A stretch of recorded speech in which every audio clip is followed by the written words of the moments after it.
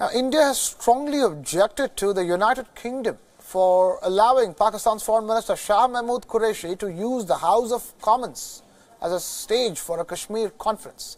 Pakistan's Foreign Minister will be in the United Kingdom from the 4th of February. Reports suggest that the Pakistan's Foreign Minister has a packed Kashmir agenda during his visit. He is leading a Pakistani government effort to hold a seminar on the report of the UK All Party Parliamentary Group on Kashmir. The panel is headed by the British Member of Parliament, Chris Leslie. The report, which was brought out last November, is critical of Indian Army's presence in the state of Jammu and Kashmir.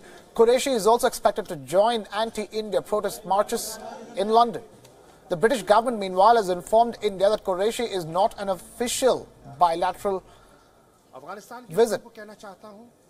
The authorities also said that the British government has not scheduled any formal meetings with him.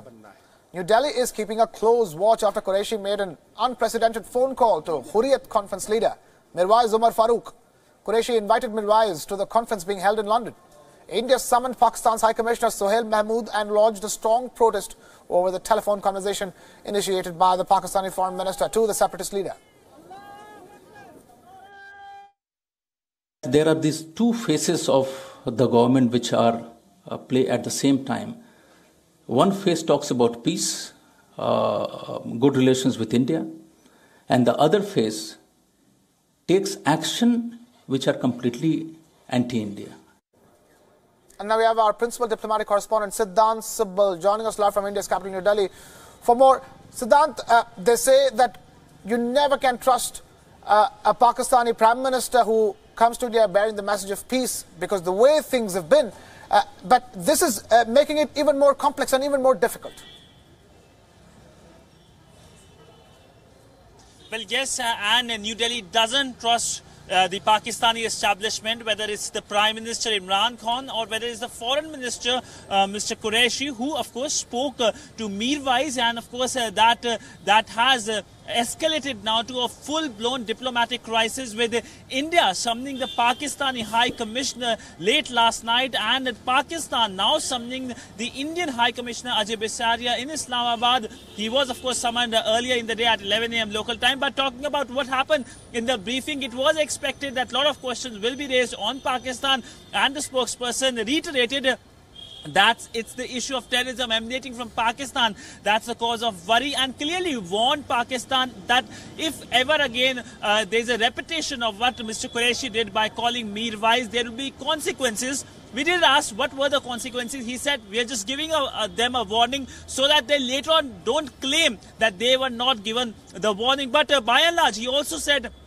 that it seemed that there is duplicity, and there are two fronts in Pakistani government. One that is talking about building bridges, that of course meant by building the corridor, the Kartarpur corridor, on which both the Indian and the Pakistani side agree that there will be a corridor. Last November, the foundation stone was also laid by the Pakistani Prime Minister, and from our side, the Vice President of India, Venkaiah Naidu. But the spokesperson said that at one side they're talking about building bridges, on the other side they are talking about things that goes against the basic diplomatic norms. If we look at the statement that was released by the Ministry of External Affairs after summoning the Pakistani High Commissioner late last night, it talked in a very strong language that there should not be a repetition, but it was an insinuation from the Pakistani side. This coming in the backdrop of so many things which are happening, which includes our diplomats being harassed in Pakistan, our cargo flights being stopped in Afghanistan, and the Kartarpur corridor being politicized by Pakistan. Siddhant, there are many instances, so the context is very clear when it comes to this particular latest development. And I wanted to ask you this: well, Mr. Shah Mahmood Qureshi is known to be a rather mercurial personality, is known to say many things and do many things. The question is, what exactly is the Prime Minister of Pakistan doing at this point in time? Well, the Prime Minister of Pakistan is not Prime Minister elect; he is Prime Minister select. And talking about Mr.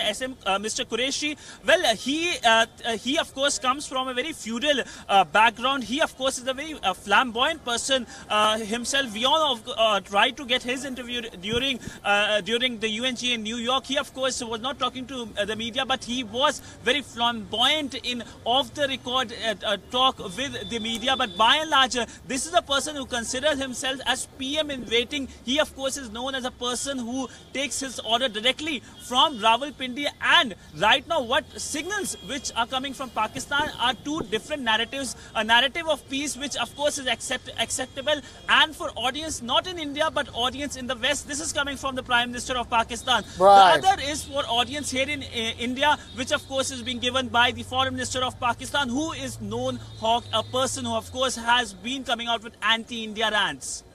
Siddhant Sibbal, our principal diplomatic correspondent, joining us with the latest on that story that's breaking here on Wion World is One. Thank you, Siddhant, for joining us.